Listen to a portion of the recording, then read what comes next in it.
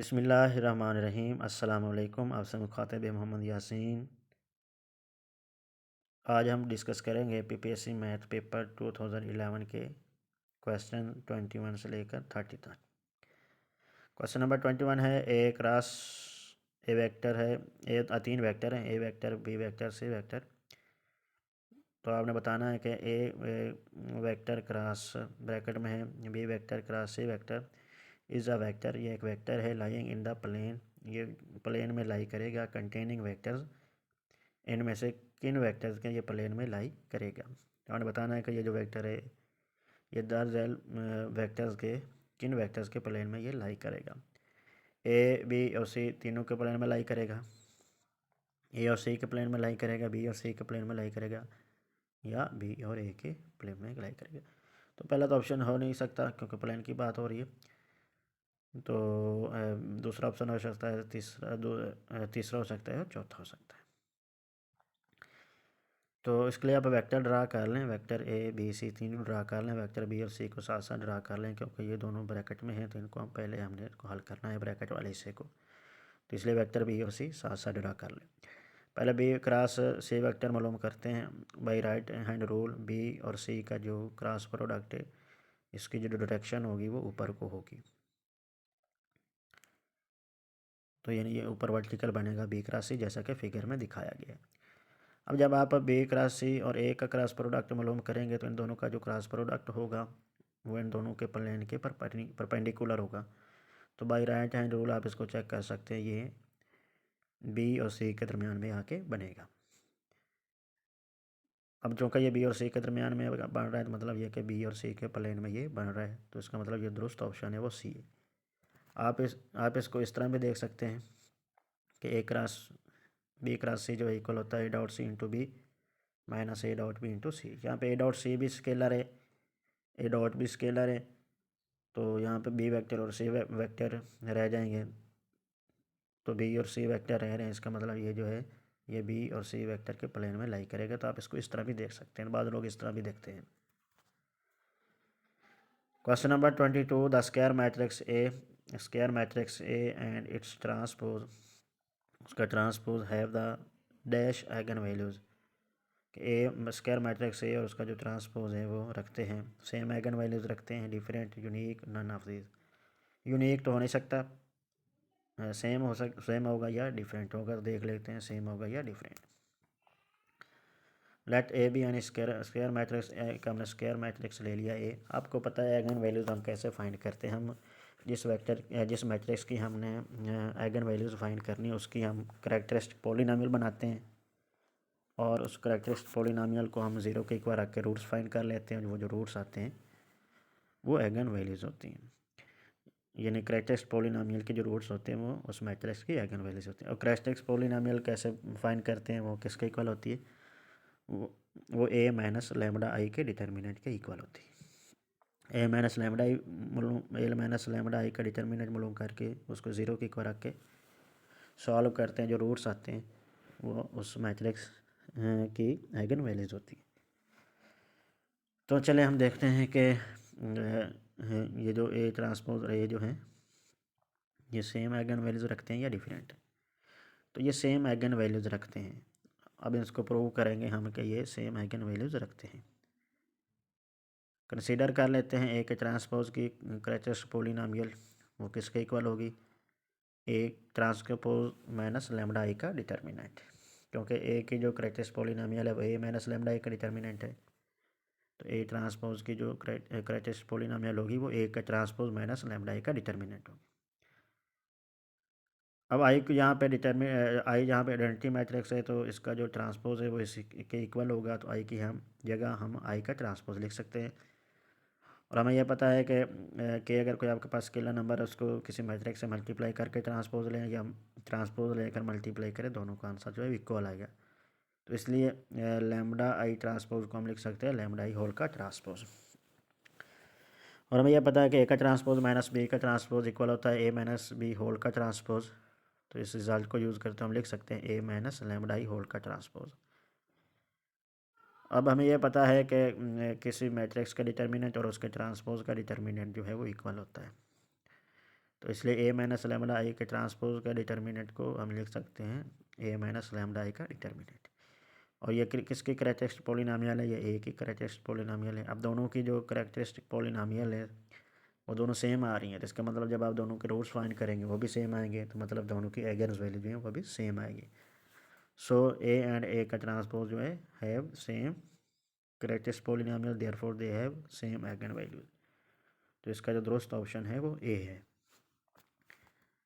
Next question number 23, आपके पास vectors का एक सेट है S of vectors in are की दो आर स्क्वायर के वेक्टर्स का एक सेट लिया हुआ है। ऐसा आपने बताना है कि ये जो वेक्टर्स हैं ये लीनियरली इंडिपेंडेंट है, डिपेंडेंट है, बेसिस है, नॉन ऑफ दिस। बेसिस तो हो नहीं सकते क्योंकि अब देखें आपको आर स्क्वायर है तो आर स्क्वायर की जो बेसिस होती है उसकी डिमेंशन जो है वो 2 होती है। तो इसमें तो 3 वेक्टर्स आ रहे हैं, अगर ये बेसिस बन जाता है तो डिमेंशन तो 3 हो जाएगी, लेकिन उसकी डिमेंशन तो 2 है, तो इसका मतलब बेसिस तो नहीं हो सकता। चेक कर लेते हैं कि लीनियरली इंडिपेंडेंट है या डिपेंडेंट है। अच्छा, इसके लिए ये आप याद रख ले, वेल नो रिजल्ट। अच्छा, ये पहले तो देख लेना कि लीनियरली इंडिपेंडेंट या लीनियरली डिपेंडेंट वेक्टर्स कौन से होते हैं। आपने चेक करना है कि ये इंडिपेंडेंट है या डिपेंडेंट है, तो कैसे चेक कर सकते हैं आप। जिन वेक्टर्स को आपने चेक करना है कि लीनियरली इंडिपेंडेंट है या डिपेंडेंट है, आप उनका लीनियर कम्बिनेशन लें, लीनियर कम्बिनेशन को 0 के इक्वल रखें, स्केलर्स फाइंड कर लें। अगर तमाम स्केलर 0 के इक्वल आ जाते हैं तो वो वेक्टर्स लीनियरली इंडिपेंडेंट होंगे। और अगर उनमें से कोई एक स्केलर नॉन ज़ीरो आ जाता है, यानी उन वेक्टर्स को आप किसी एक नॉन ज़ीरो स्केलर के साथ लीनियर कम्बिनेशन में लिख सकते हैं, वो लीनियरली डिपेंडेंट होंगे। तो अगर तमाम स्केलर 0 आ गए तो इंडिपेंडेंट, और अगर आप के पास कोई एक जो है स्केलर जो है वो नॉन ज़ीरो आ जाता है तो वो लीनियरली डिपेंडेंट होंगे।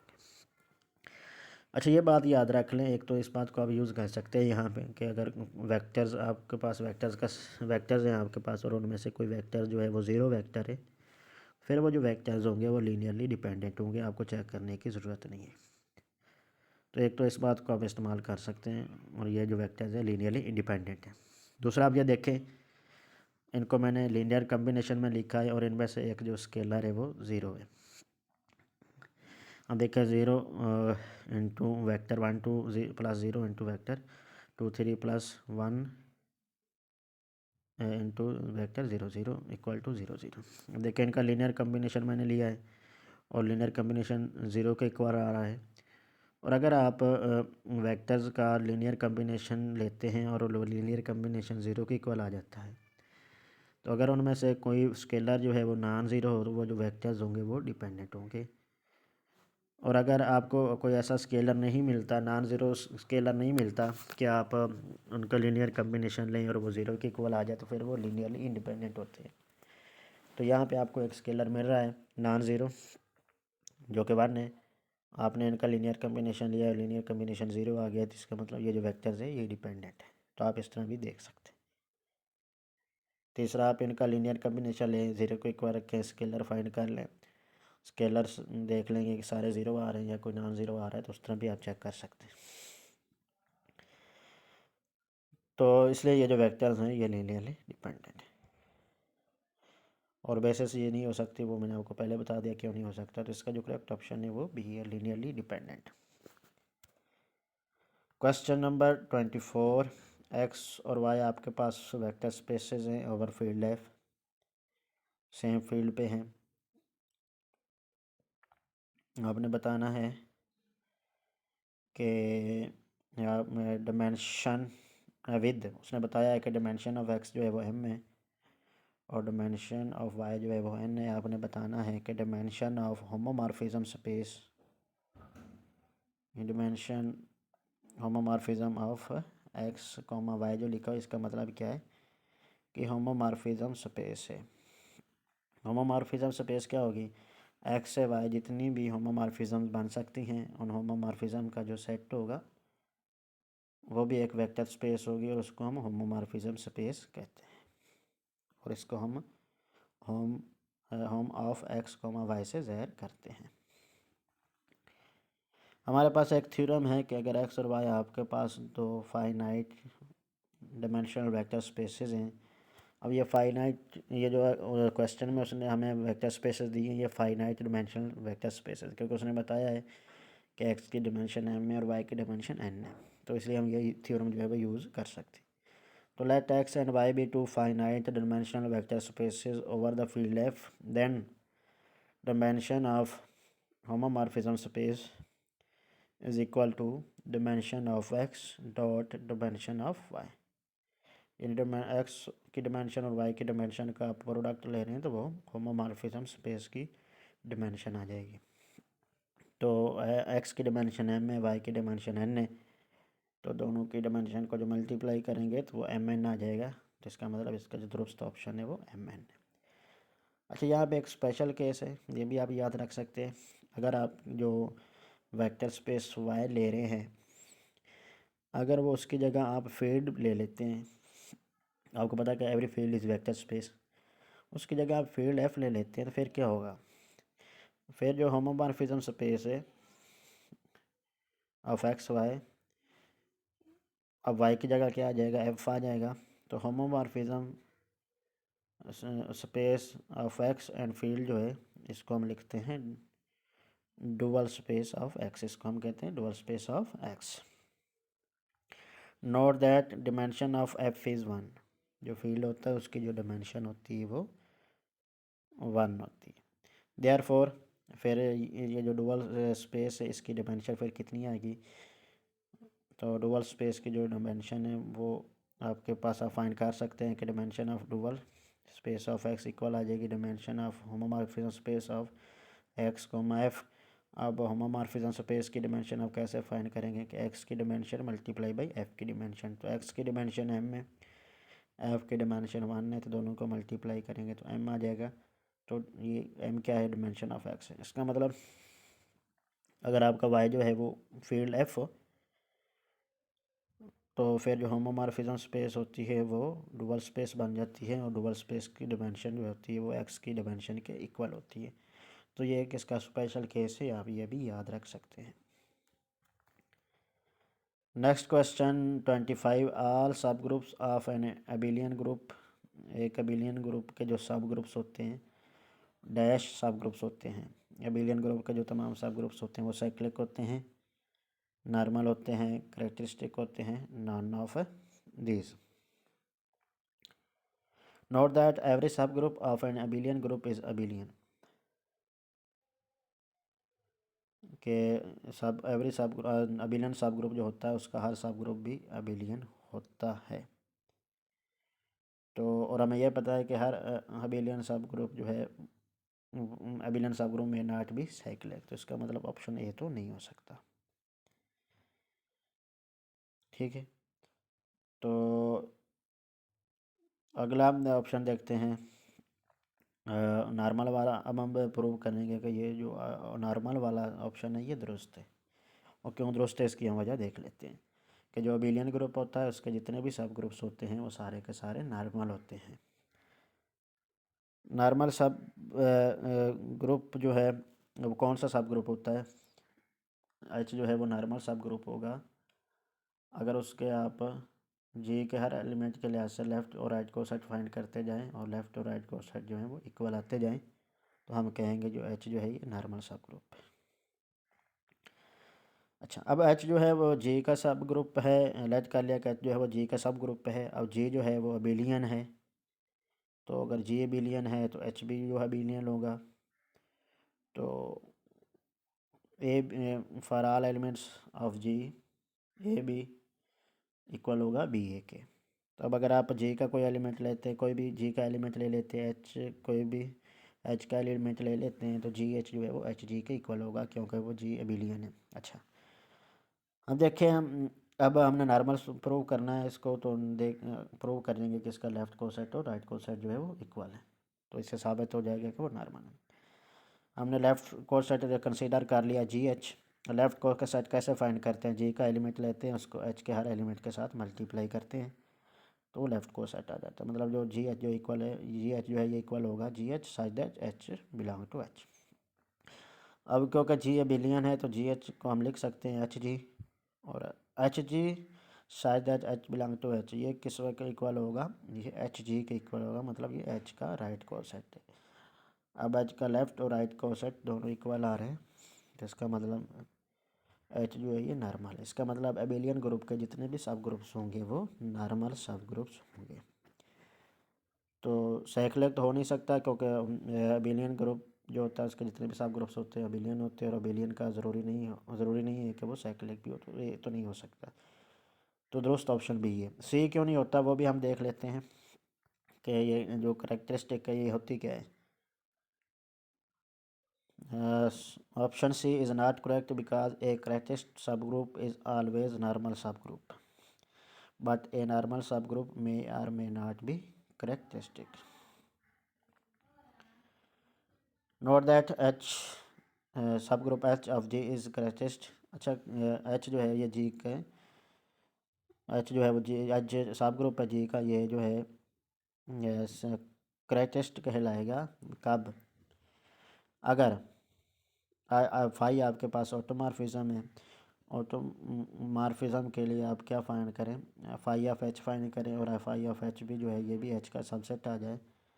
तो जितने भी ऑटोमॉर्फिज्म्स हैं उन तमाम ऑटोमॉर्फिज्म्स के लिए इन फाई ऑफ एच जो है ये एच का सबसेट बन जाए, तो हम कहेंगे कि जो एच ये करेक्टरिस्टिक है।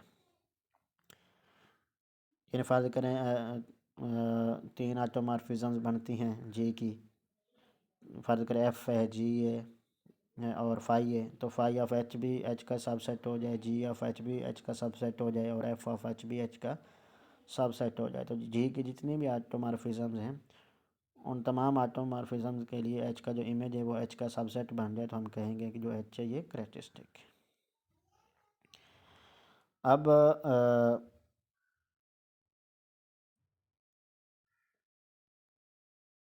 इसका मतलब करेक्टरिस्टिक वाला ऑप्शन जो है ये क्यों नहीं हो सकता, क्योंकि आपको बताया है, ऊपर बता दिया है कि करेक्टरिस्टिक सब group is always normal, but normal सब ग्रुप मे और मे नॉट बी करेक्टरिस्टिक। क्योंकि ये नॉर्मल है तो ज़रूरी नहीं है कि ये करेक्टरिस्टिक भी हो, इसलिए वो ऑप्शन नहीं हो सकता। तो इसका दुरुस्त ऑप्शन जो है वो नॉर्मल है, यानी दूसरा ऑप्शन है।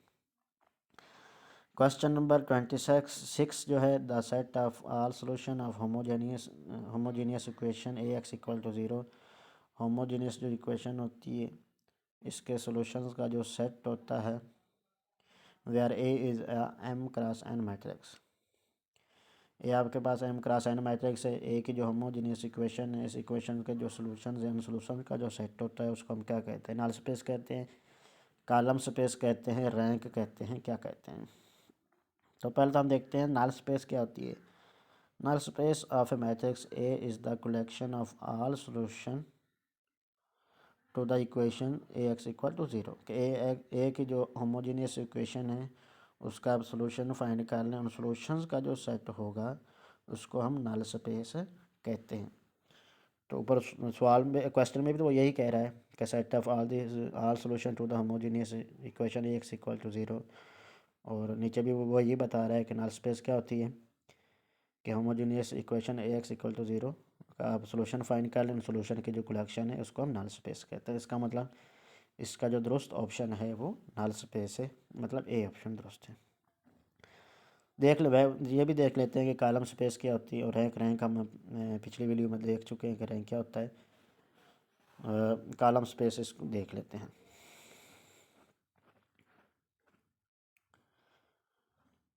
The column space of a matrix A is the vector space. ये एक वेक्टर स्पेस है made up of all linear combination of the columns of A,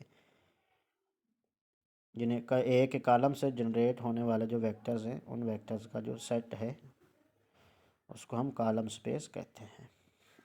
rank क्या होता है, the rank of matrix is identified as the maximum number of linearly independent column vectors in the matrix और maximum number of linearly independent row vectors, ये हम पिछली video में देख चुके हैं। तो इस क्वेश्चन का जो दुरुस्त ऑप्शन है वो ए है कि होमोजेनियस इक्वेशन के जितने भी सॉल्यूशंस होते हैं उन सॉल्यूशंस का जो सेट होता है उसको हम नल स्पेस कहते हैं। क्वेश्चन नंबर 27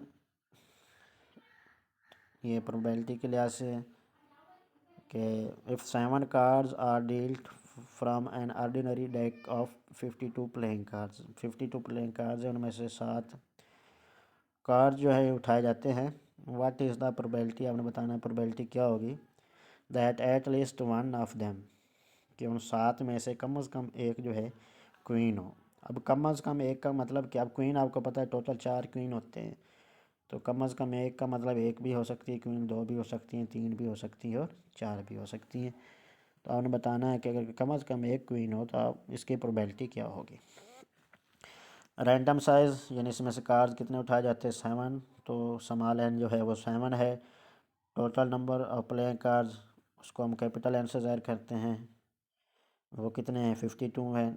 इसमें क्वीन जो है जिसको आपने उठाना है वो क्वीन है, तो उसको हम किससे ज़ाहिर करेंगे के से। तो नंबर ऑफ़ क्वीन कार्ड्स कितने हैं 4 है, तो के 4 है। तो लेट कर लेते हैं कि let A be the random variable representing the number of queens among 7। जो आप कार्ड्स उठा रहे हैं उनको आप किससे डिनोट कर रहे हैं, नंबर ऑफ़ क्वीन जो है उसको हम किससे ज़ाहिर कर रहे हैं, ए से ज़ाहिर कर रहे हैं कि ए के दरमियान जो नंबर ऑफ़ क्वींस हैं उसको हम ए से डिनोट कर रहे हैं। तो हमने क्या करना था, number of queens among 7 probability find करनी थी, उसको हमने ए से ज़ाहिर कर दिया। तो मतलब हम ए की प्रोबेबिलिटी फाइंड करना चाहते हैं। अब ए की प्रोबेबिलिटी फाइंड करने के लिए हम पहले प्रोबेबिलिटी ऑफ ए बार यानी ए के कम्प्लीमेंट की प्रोबेबिलिटी फाइंड करेंगे। अब ए का कम्प्लीमेंट क्या होगा, अब ए क्या था नंबर ऑफ़ क्वींस, और क्वींस उसने कहा एट लीस्ट 1, मतलब एक क्वीन भी हो सकता है, 2 हो सकता है, 3 भी हो सकता है, 4 भी हो सकता है, तो ज़्यादा से ज़्यादा 4 हो सकता है।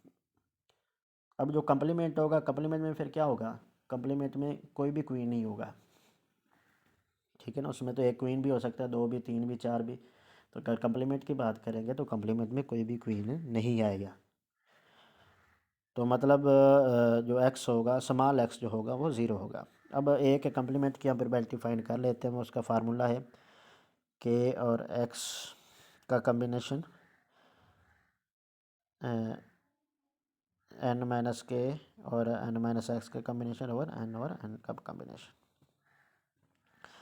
आप इसको हल कर लें, के की जगह 4 आ जाएगा, एक्स की जगह 0, कैपिटल एन की जगह 52 जो है और स्मॉल एन की जगह 7। वैल्यू पुट करके इसको सॉल्व कर लें बाई कैलकुलेटर, तो ये जो आ जाएगा ये 0.5503 आ जाएगा। अब ए के कम्प्लीमेंट की प्रोबेबिलिटी जो है ये आई है, हमने किसकी फाइंड करनी थी, ए की करनी थी। तो ए की जो प्रोबेबिलिटी होती है ये इक्वल होती है 1 माइनस प्रोबेबिलिटी ऑफ ए बार। तो वैल्यू पुट कर दें उसकी ए बार की प्रोबेबिलिटी की, तो इसका जो आंसर है वो 0.4497 आ जाएगा। तो इसका जो दुरुस्त ऑप्शन बनेगा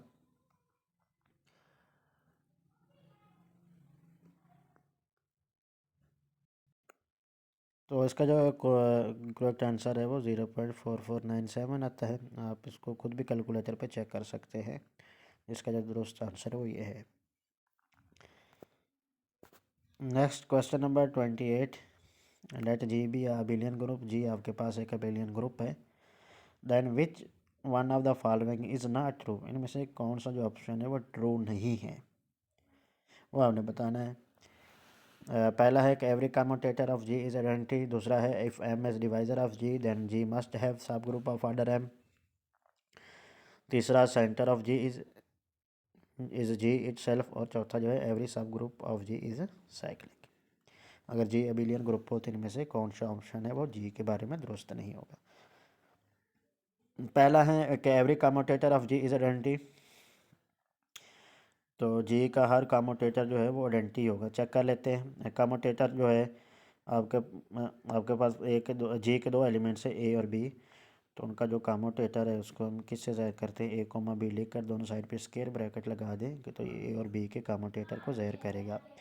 और कम्यूटेटर हम फाइंड कैसे करते हैं, ए और बी का कम्यूटेटर ए बी लिखें और आगे ए का इन्वर्स आ जाएगा, बी का इन्वर्स आ जाएगा। तो इस तरह आप ए और बी का कम्यूटेटर जो है वो मालूम कर सकते हैं। तो ए और बी का जो कम्यूटेटर है वो a b a inverse b inverse के इक्वल होगा। अब ये क्योंकि जी एबिलियन ग्रुप है तो इसलिए बी ए इन्वर्स को हम लिख सकते हैं ए इन्वर्स इंटू बी। अब यहाँ पे ए इन्वर्स आइडेंटिटी आ जाएगा, बी इन्वर्स बी आइडेंटिटी आ जाएगा। तो आइडेंटिटी को आइडेंटिटी से मल्टीप्लाई करेंगे तो आइडेंटिटी आएगा। अब ये जी के अबिलियन होने की वजह से जो कम्यूटेटर है वो किसके इक्वल आ रहा है, आइडेंटिटी के इक्वल आ रहा है। तो इसका मतलब पहला जो ऑप्शन है every commutator of G is identity, ये तो दुरुस्त है। अगर जी अबिलियन होगा तो जी का हर कम्यूटेटर जो है वो आइडेंटिटी होगा, तो पहला ऑप्शन तो दुरुस्त है, तो इसका मतलब ये आंसर तो नहीं है। फर्दर अब हमें अगर एम जो है वो जी के ऑर्डर का डिवाइज़र हो तो फिर जो जी जो है मस्ट हैव ए सब group of order. Lagrange theorem में यही कहता है, क्योंकि लैग्रांज थ्योरम बिलियन ग्रुप्स के लिए भी जो है ये होल्ड करता है। तो अगर एम जो है वो जी के ऑर्डर का डिवाइज़र है तो लाजमी उस ऑर्डर का उसका सब ग्रुप होगा। तो इसका मतलब दूसरा ऑप्शन जो है ये भी ट्रू है जी के बारे में, तो इसका मतलब ये भी आंसर नहीं है। C centre of G, centre of G क्या होता है, सेंटर ऑफ जी में जी के वो एलिमेंट्स आते हैं जो जी के बाकी तमाम एलिमेंट के साथ कम्यूट करते हैं। ठीक है, मतलब आप कह सकते हैं कि जो ग्रुप का जो सेंटर होता है वो उसका अबिलियन पार्ट होता है, कि उसमें वो जी के वो एलिमेंट्स आते हैं जो जी के बाकी एलिमेंट के साथ कम्यूट करते हैं। और जो कि जी का अबिलियन है तो जी का हर एलिमेंट बाकी तमाम एलिमेंट के साथ कम्यूट करेगा, तो इसका मतलब सेंटर ऑफ जी जो है वो जी के इक्वल आ जाएगा। तो ये ऑप्शन भी दुरुस्त है जी के बारे में, तो इसका मतलब ये भी आंसर नहीं है। तो एक ही फिर ऑप्शन रह जाता है डी। इसका मतलब जो डी है ये ट्रू नहीं है जी के बारे में, कि अगर जी एबिलियन हो तो ज़रूरी नहीं है कि उसका हर सब ग्रुप जो है वो साइक्लिक हो। अब हमें यह भी पता है कि अबिलियन ग्रुप का हर सब ग्रुप जो होता है वो भी अबिलियन होता है, और अबिलियन का ज़रूरी नहीं है कि वो साइक्लिक हो, तो इसलिए ये जो इसका दुरुस्त ऑप्शन है वो डी है। Next question 29, every group of order less than equal to 5 is, हर ग्रुप जिसका ऑर्डर लेस देन 5 या इक्वल टू 5 वो होगा, साइक्लिक होगा, अबिलियन होगा, नॉन अबिलियन होगा, नॉन ऑफ दिस। तो बारी बारी हम हर ग्रुप के ऑर्डर को देख लेते हैं। पहले हम अगर लेते हैं ऑर्डर वन का ग्रुप लेते हैं, ऑर्डर वन का ग्रुप जो है उसमें तो एक ही एलिमेंट आता है जो कि आइडेंटिटी है, और ये जो ग्रुप है ऑर्डर वन का ग्रुप जिसमें से आइडेंटिटी है ये एबिलियन भी है और साइक्लिक भी है। दूसरा देखें ऑर्डर 2 3 5, ऑर्डर का अगर आप ग्रुप्स ले लें तो 2 3 5 क्योंकि प्राइम नंबर्स हैं, और प्राइम नंबर का हर ग्रुप जो है वो साइक्लिक होता है। इसका मतलब ऑर्डर 2 3 और 5, 2 3 5 ऑर्डर के जो ग्रुप्स होंगे वो साइक्लिक होंगे, और हर साइक्लिक ग्रुप जो होता है वो अबिलियन होता है। तो हमने देखा कि ऑर्डर वन का ग्रुप और ऑर्डर 2 3 5 के जो ग्रुप्स हैं वो साइक्लिक भी हैं और अबिलियन भी हैं। अब हम देख लेते हैं ग्रुप ऑफ ऑर्डर 4। अब 4 को हम लिख सकते हैं 2 की पावर 2, और 2 क्या यहाँ पे प्राइम नंबर है, तो इसका मतलब 4 जो है ये प्राइम पावर है, प्राइम नंबर की पावर है। And it is well known that A group of order P square is always abelian, के पी स्क्वायर ये हमने पिछली वीडियो में मेरे ख्याल किया था, एक इसका एमसीक्यूज आया था कि अगर प्राइम पावर हो, प्राइम पावर ऑर्डर का कोई ग्रुप हो तो अबिलियन होता है, तो इसका मतलब 4 ऑर्डर का जो ग्रुप होगा वो अबिलियन होगा। ऑन अदर हैंड अब हमें यह तो पता चल गया कि 4 ऑर्डर का जो ग्रुप होगा अबिलियन होगा। अब ये देख लेते हैं कि ये साइक्लिक भी होगा या नहीं होगा। ऑन द अदर हैंड हमारे पास एक क्लैन 4 ग्रुप है जिसके एलिमेंट्स हैं 1 A B इसमें हमें पता है कि 1 का ऑर्डर 1 होता है, और बाकी तीनों एलिमेंट्स जो हैं A B और AB, इन तीनों का जो ऑर्डर है वो 2 है। तो देख लें कि इसमें किसी भी एलिमेंट का ऑर्डर जो है वो 4 नहीं आ रहा है, इसका मतलब इसमें कोई भी ऐसा एलिमेंट नहीं है जिसका ऑर्डर ग्रुप के ऑर्डर के इक्वल हो। इसका मतलब इसमें कोई भी जनरेटर नहीं होगा। जब इसमें जनरेटर नहीं होगा इसका मतलब ये साइक्लिक नहीं है। तो इसका मतलब कोई 4 ऑर्डर का कोई ग्रुप हो तो ज़रूरी नहीं है कि वो लाजमी तौर पर साइक्लिक भी हो। तो इसका मतलब अगर कोई ग्रुप ऑर्डर 4 का कोई ग्रुप होगा तो वो लाजमी तौर पर फिर क्या होगा, अबिलियन होगा। तो इसका मतलब साइक्लिक वाली बात तो हम नहीं कर सकते कि साइकिल वाला का ऑप्शन होगा। ठीक हो गया। क्योंकि 4 का आर्डर का हमने ग्रुप देखा है जो साइक्लिक नहीं है लेकिन वो अबेलियन है, तो इसका मतलब जो दुरुस्त ऑप्शन होगा वो क्या होगा, अबेलियन होगा। कि हर ग्रुप जिसका आर्डर 5 या लेस देन 5 हो वो क्या होगा, अबेलियन होगा।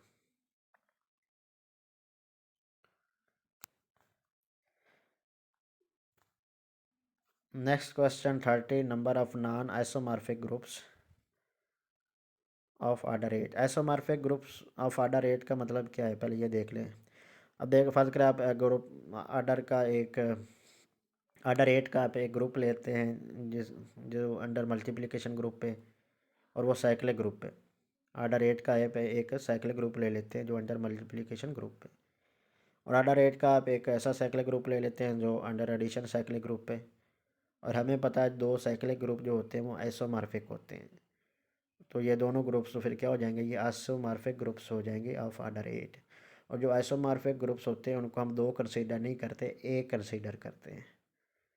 ठीक है ना, तो आपसे वो पूछ रहा है कि आप बताएं non isomorphic groups of order 8 जो हैं ये कितने होंगे, यानी जो एक जैसे ना हो, एक दूसरे के इक्वल ना हो, वो आर्डर 8 के कितने नॉन आइसोमॉर्फिक ग्रुप्स बन सकते हैं।